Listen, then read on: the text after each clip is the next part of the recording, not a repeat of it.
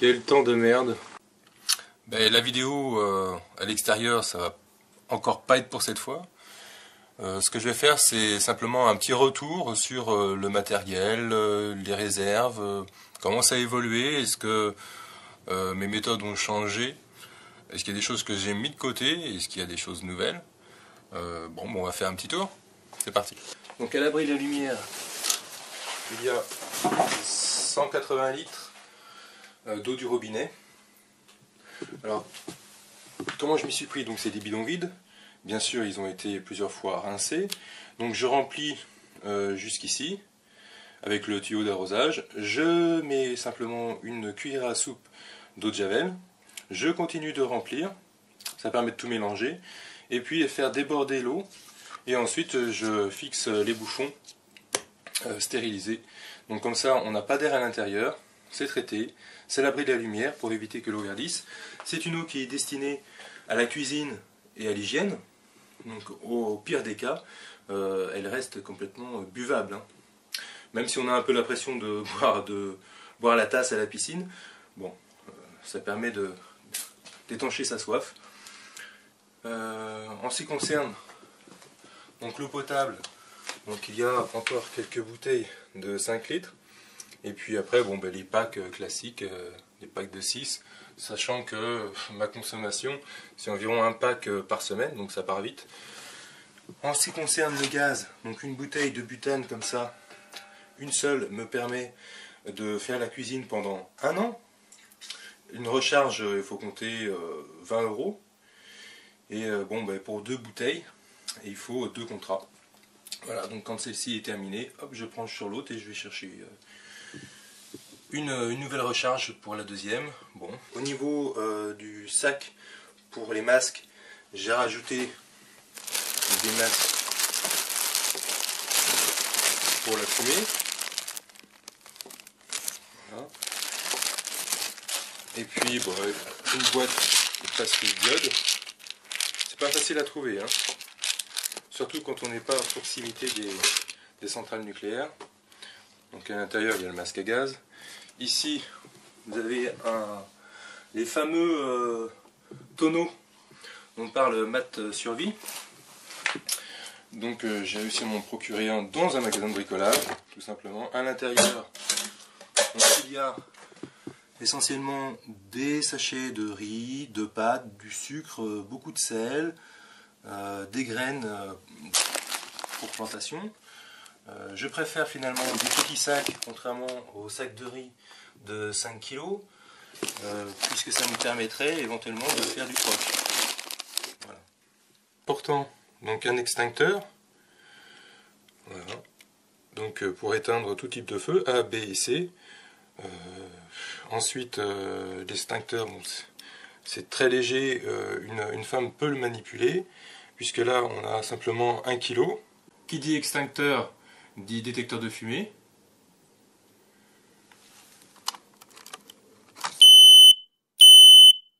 Ça c'est un petit test pour voir que la pile est toujours fonctionnelle.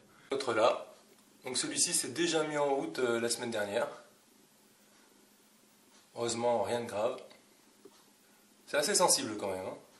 En ce qui concerne la réserve de carburant, donc à gauche dans les bidons blancs c'est de l'essence. Et à droite dans mon grand bidon rouge c'est du diesel. Évidemment, il ne faut pas que ce soit dans le logement. Là, je suis à 20 mètres de mon logement, dans l'abri de jardin, on va dire. Et tout simplement, si jamais il y avait un incendie dans la maison, ces bidons risqueraient d'exploser, en tout cas pour l'essence. Pour les réserves alimentaires, alors j'ai tout étudié. Des produits déshydratés, jusqu'aux 3 méthodes de lyophilisation. Voilà, donc la conclusion pour simplifier. Les produits déshydratés, quand vous avez besoin de nutriments, d'énergie, il faut oublier puisque 50% des vitamines et des protéines sont détruites. Ensuite, pour la lyophilisation, la durée de vie n'est pas si grande que ça, puisque vous avez, on va dire, des familles de lyophilisés qui vont jusqu'à 2 ans. Donc ça, vous trouvez ça dans les magasins pour la randonnée, par exemple, pour les treks. C'est une méthode de congélation qui prend beaucoup de temps. beaucoup d'énergie, donc ça coûte assez cher. Vous en avez qui vont jusqu'à 5 ans, d'autres 10 ans, et encore 25 ans. Donc là, on tombe sur des prix qui sont absolument faramineux. Faut avoir un sacré budget. C'est beaucoup trop cher. Donc finalement, je pense que les boîtes de conserve contiennent des aliments qui sont déjà hydratés, mais c'est surtout 10 fois moins cher que le lyophilisé. Voilà, donc déjà rien que ça suffit. Il y a des boîtes de conserve qui ont une durée de vie de 4 ans, pour la plupart. Donc ensuite, une boîte de conserve, il faut savoir que certaines personnes ont déjà mangé des boîtes qui avaient 20 ans dépassées. Ce qui compte absolument, c'est que en fait, le couvercle de la boîte ne soit pas bombé dans un sens ou dans l'autre. S'il est bombé, en effet, il ne faut surtout pas y toucher. Ensuite, écoutez, si jamais la date est dépassée depuis longtemps, goûtez, et si ça vous plaît pas, jetez-le. Voilà. Après, j'ai cherché d'autres possibilités. Dernièrement, je me suis intéressé donc aux conserves. Donc j'ai demandé conseil à ma mère, ma grand-mère. Et puis j'ai utilisé le même matériel, des bocaux en verre, le joint en caoutchouc, et puis donc c'est cuit pendant 2 heures. Donc ça c'est de la viande, c'est du bœuf bourguignon. J'ai vu la recette sur internet. Et puis j'ai essayé également avec du porc. Pour le porc, la stérilisation n'a pas fonctionné, puisque le couvercle s'ouvrait tout seul. Donc lui il a été direction le frigo. Pour le bœuf, ça a fonctionné. Je pense que je vais quand même changer de méthode, parce que si un bocal sur 2 ne fonctionne pas, je vais plutôt prendre la version avec le couvercle qui se visse en métal. Voilà.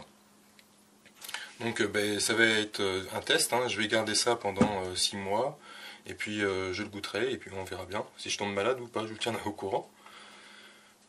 Donc pour mes conserves, il faut savoir que ça n'a absolument rien à voir avec les réserves qu'il peut y avoir dans la cuisine, dans les placards. Mais là, on a vraiment la réserve du survivaliste. Évidemment, je vais vous dire tout de suite, je n'ai pas une supérette chez moi, comme Terre Nouvelle. Bon, chacun fait comme il peut et selon ses moyens. Voilà, donc là c'est sur 2 étages. Donc c'est assez profond. Voilà.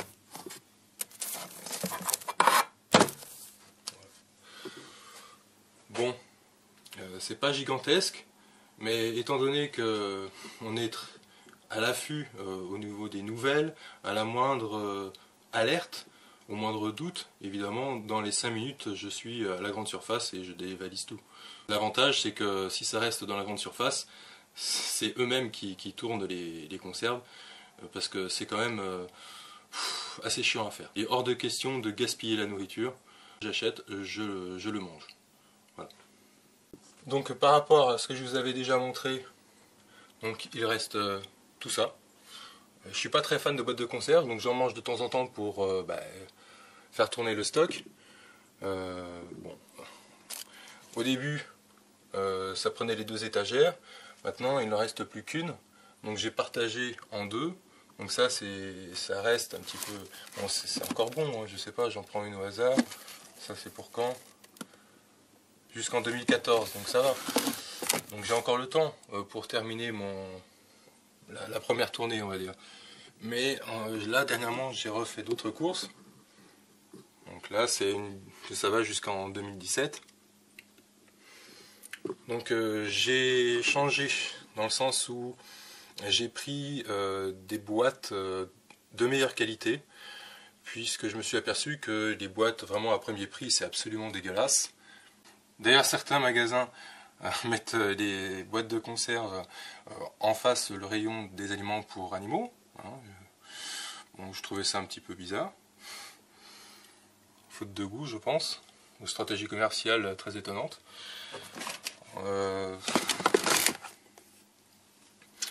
Donc il est vraiment hors de question de manger de la merde.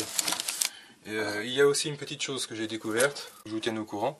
C'est une des raisons qui m'ont un petit peu forcé finalement à m'intéresser davantage aux conserves naturelles, puisqu'il y a des études qui ont prouvé que beaucoup de marques de boîtes de conserve comme ça en métal ont un revêtement donc juste sous le métal qui permet d'éviter la corrosion de l'aluminium. Ça s'appelle du bisphénol A. Le problème, c'est que le bisphénol A, vous savez ce que c'est? C'est de l'hormone féminine de synthèse. Voilà. Donc, c'est ce qu'on retrouve également dans les piles de contraception. Je trouve ça un petit peu bizarre. Est-ce que c'est volontaire ou pas? Est-ce que ça a une incidence sur la fertilité? Visiblement, c'est pas prouvé pour l'homme, mais en tout cas, c'est prouvé pour les animaux. Bon, par principe de précaution, je préfère quand même limiter ma consommation de boîtes de conserve. Non, donc le b.a.-ba, vraiment les bases de la survie. Donc qu'est-ce que l'on a? Donc déjà, le sac d'évacuation. Qu'est-ce qu'il y a dans un sac d'évacuation? Si ce n'est en priorité, des vêtements de rechange, donc des sacs de couchage, de l'eau, de la nourriture. Du cash, ça c'est vraiment le minimum. Ensuite, donc une arme. Bon. Après, chacun fait en fonction de la gravité de la situation. J'ai déjà exprimé mon opinion là-dessus. Je suis contre le port d'armes.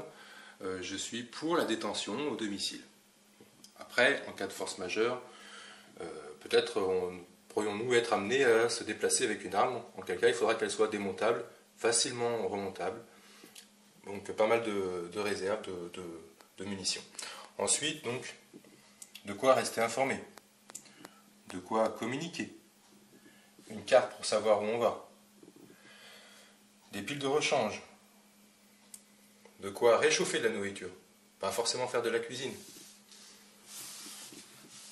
de quoi se défendre, de quoi faire du feu, de quoi s'éclairer, de quoi faire du troc, par exemple des pièces d'argent.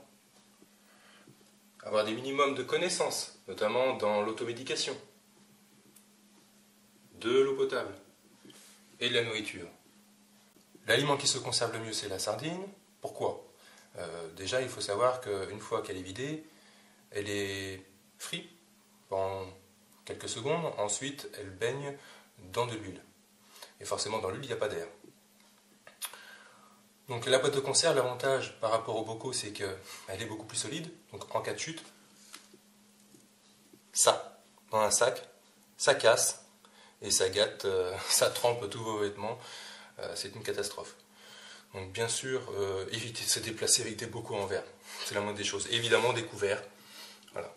Donc ça, pour moi, ça c'est la base. Donc celui qui se dit survivaliste, qui n'a rien de tout ça, donc s'il te plaît, ferme ta gueule. Parle d'autre chose, mais ça c'est vraiment le strict minimum. Bon, eh bien, j'espère que cette vidéo faite à l'arrache vous aura plu quand même. Bon, c'est vraiment à la faute du mauvais temps. Je voulais faire encore autre chose. Et bon, j'ai improvisé. Je voudrais remercier toutes les personnes pendant l'année qui ont fait toutes ces vidéos. Ça demande beaucoup de temps, beaucoup de recherche. Elles apportent du nouveau. Donc il y a des choses à laquelle je n'aurais jamais pensé sans elles. Donc merci à vous, très sincèrement. Continuez comme ça. Qu'est-ce que je voulais dire? C'est une communauté qui a ses hauts et ses bas. Bon, c'est comme toute famille, il y a des clashs. Il y a des gens qui se font la gueule. Mais bon, c'est comme ça. On s'aime bien quand même. C'est quand même agréable de regarder des vidéos sur des sujets qui nous intéressent. C'est gratuit, c'est que du bonheur. Il faudrait que ça reste complètement bon enfant. Voilà. Donc j'espère que 2013 sera également une bonne année, en tout cas plus sereine. Et puis en ce qui me concerne, donc je vais tenir ma parole. Je vais aller le 21 décembre 2012, donc dans quelques jours au Bucarache. Malgré que ce soit un secteur protégé par l'armée, par la police, avec interdiction et barrage routier, eh bien, j'ai promis d'y aller, donc je vais y aller, mais je vous promets rien, je vais faire ce que je peux. Je serai certainement accompagné de quelques courageux. Vivement que cette date soit passée, qu'on arrête de nous prendre pour des fous, de faire des amalgames, de mettre tout le monde dans le même panier. Vivement 2013. Et puis sur ce, je vais vous souhaiter de passer de bonnes fêtes. Donc joyeux Noël à tous. Et à l'année prochaine. Ciao.